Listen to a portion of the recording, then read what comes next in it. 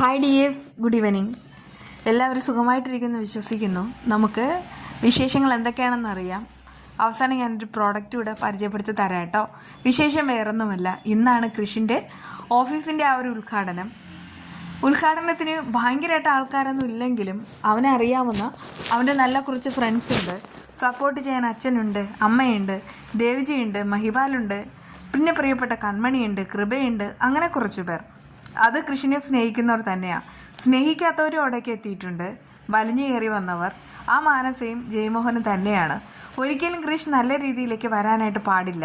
കൃഷിൻ്റെ എല്ലാം പൊട്ടി പാളീസാകണം എന്ന് മാത്രം ചിന്തിക്കുന്ന ആ രണ്ടുപേരും കൂടെ അങ്ങോട്ട് വരുന്ന സമയത്ത് ഇനിയിപ്പോൾ ഗസ്റ്റുകളല്ലേ, അതുകൊണ്ട് തന്നെ മോശമായിട്ട് പെരുമാറാനൊന്നും കഴിയുകയില്ല.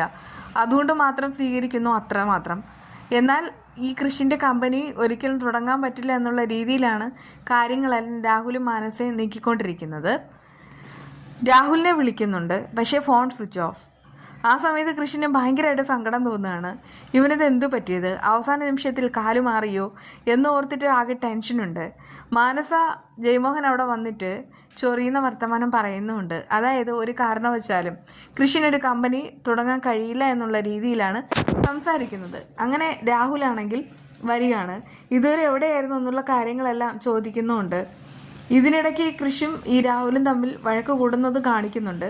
ഇതിപ്പോൾ നമുക്കറിയാമല്ലോ, എന്താ കുറച്ചല്ലേ കാണിക്കുകയുള്ളൂ, അതുകൊണ്ട് തന്നെ ഇത് വ്യക്തമായിട്ട് കാണിക്കുന്നില്ലെങ്കിലും ഈ രാഹുലാണെങ്കിൽ കൃഷിനെ വെല്ലുവിളിക്കുകയാണ്.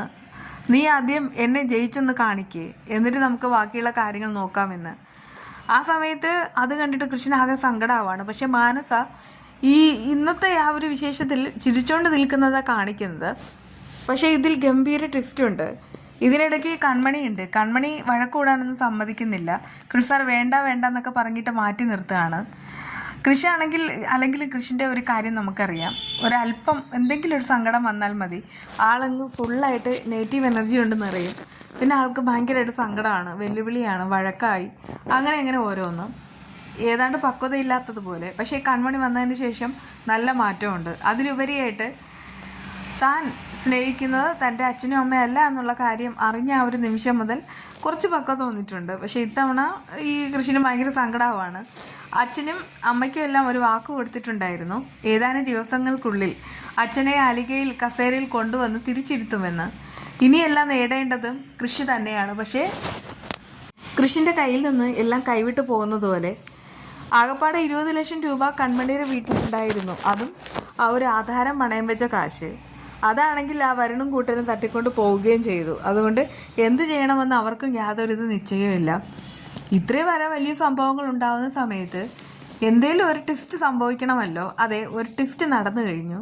കുറേ കാലമായിട്ട് ദുബായിലാണെന്ന് പറഞ്ഞിട്ട് പോയ ബലരാമൻ തിരിച്ചു വന്നിരിക്കുന്നു. അത് മാസ് എൻട്രി ആയിട്ടാണ് കാണിക്കുന്നത്. ബലരാമൻ വന്നിട്ടുണ്ടെങ്കിൽ അത് വെറുതെ ഒന്നുമല്ല. ബലരാമൻ വരുന്നത് കാശ് ഇറക്കാൻ തന്നെയായിരിക്കും. അല്ലെങ്കിൽ രാഹുലിനെ ഇറക്കിയത് തന്നെ ചിലപ്പോൾ ബലരാമനായിരിക്കാം.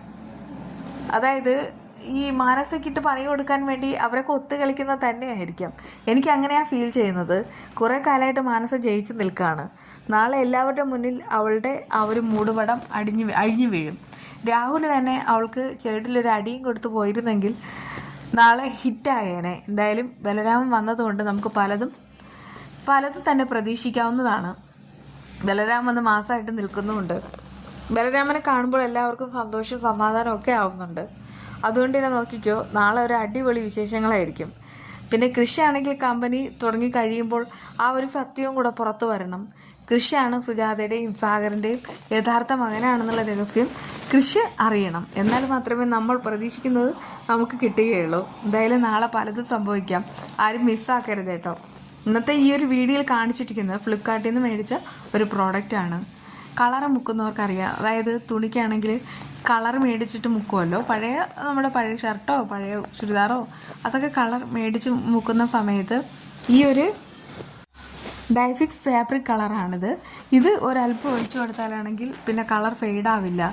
പിന്നെ കളറ് അങ്ങനെ നരയ്ക്കുകയില്ല, കളർ ഫെയ്ഡായിട്ട് പോവുകയില്ല. എന്തായാലും കളറൊക്കെ മുക്കുന്നവർക്ക് അറിയാമായിരിക്കും.